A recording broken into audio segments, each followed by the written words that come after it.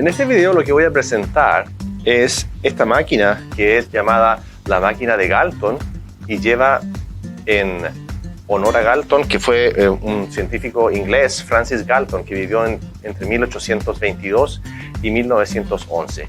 Entre los muchos intereses que tenía Galton, uno de ellos era la estadística y en particular fue una de las primeras personas que indagó con estudios aplicados donde usó la distribución normal. Luego voy a describir entonces este tablero, que es una de las tantas formas de los tableros que existen. Esto tiene un orificio aquí en la parte superior por donde van a entrar unas bolitas. Estas bolitas van a ir directamente hasta este orificio y por acá entonces van a comenzar una trayectoria que va a ser interrumpida por estos clavos que están puestos a través de todo el tablero formando una grilla rectangular, y entonces estos clavos van a interrumpir en la trayectoria de las bolitas hasta que finalmente estas bolitas se van a almacenar en uno de estos casilleros que han sido separados por estas tablitas, estos tableros, de tal manera que la longitud de cada uno de estos espacios es constante. Entonces, de eso se trata. Te das cuenta que aquí esto involucra el azar, porque tú no puedes predecir cuando entra una bolita acá cuál va a ser el destino final, si va a quedar en ese casillero, o en ese casillero, o en ese casillero. Lo que estás apuntando es a una distancia promedio aquí, y entonces la bolita va a tener una trayectoria que va a estar marcada por la interrupción sucesiva de estos tornillos hasta que finalmente las bolitas se van a almacenar en la parte inferior. Por supuesto que las bolitas bajan por efecto de la gravedad, pero están siendo interrumpidas por estos tornillos que están puestos, si te das cuenta, en una grilla rectangular, es decir, la distancia entre cada uno de ellos es la misma, te das cuenta, están puestas a la misma distancia. Entonces, lo que vamos a hacer ahora es explicar cuál es el concepto que está detrás. Si tú ya has estudiado un curso de probabilidad estadística, te das cuenta que lo que hace este tornillo esencialmente es interrumpir, pero con dos solamente posibilidades, éxito o fracaso. Y como tú tienes un experimento que tiene solamente dos resultados posibles, eso se llama un experimento de Bernoulli, que tiene probabilidad P de éxito y 1 menos P de fracaso.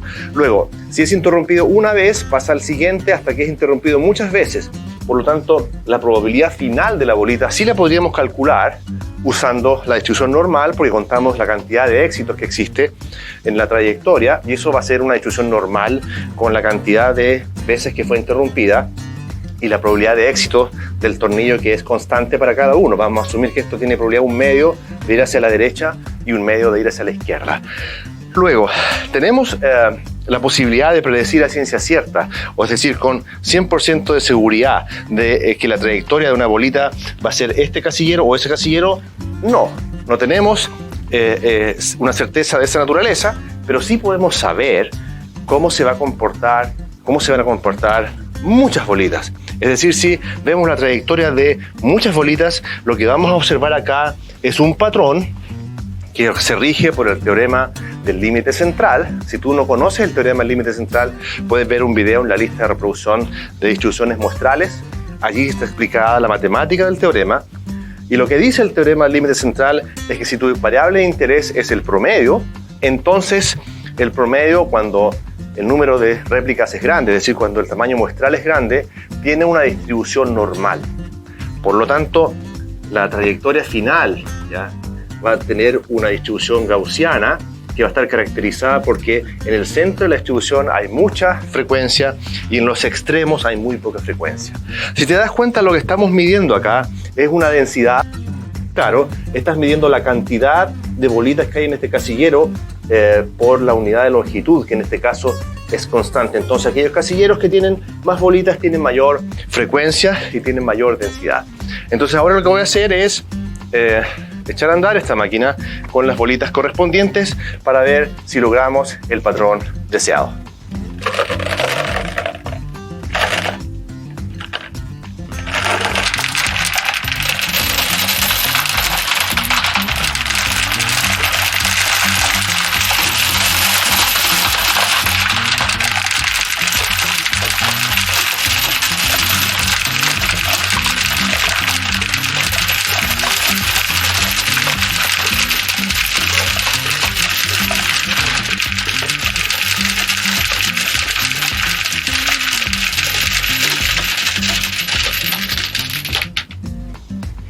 Tú ya ves entonces que hay una especie de distribución normal. ¿Qué deberíamos hacer? Si queremos una distribución más perfecta, aumentar la cantidad de bolitas, porque el teorema dice que cuando n va a infinito, pero esta es una cantidad finita, pero de todas maneras se aprecia el patrón de que hay mucha densidad en el centro y poca densidad en los extremos. Una aplicación directa de esta propiedad, el teorema del límite central, es la siguiente. Si tú quieres estudiar el sueldo promedio de las personas, no importa cuál es el sueldo individual, simplemente puedes caracterizarlo por el teorema del límite central y asumir que esta cantidad tiene una distribución normal y a partir de la población tomar ciertas decisiones. No importa cuáles son las probabilidades o las densidades marginales, es decir, las probabilidades de cada bolita de llegar acá, lo que importa es cuál es el patrón que se genera en la masa al repetir el experimento muchas veces. Ahí es donde se manifiesta entonces el fenómeno gaussiano.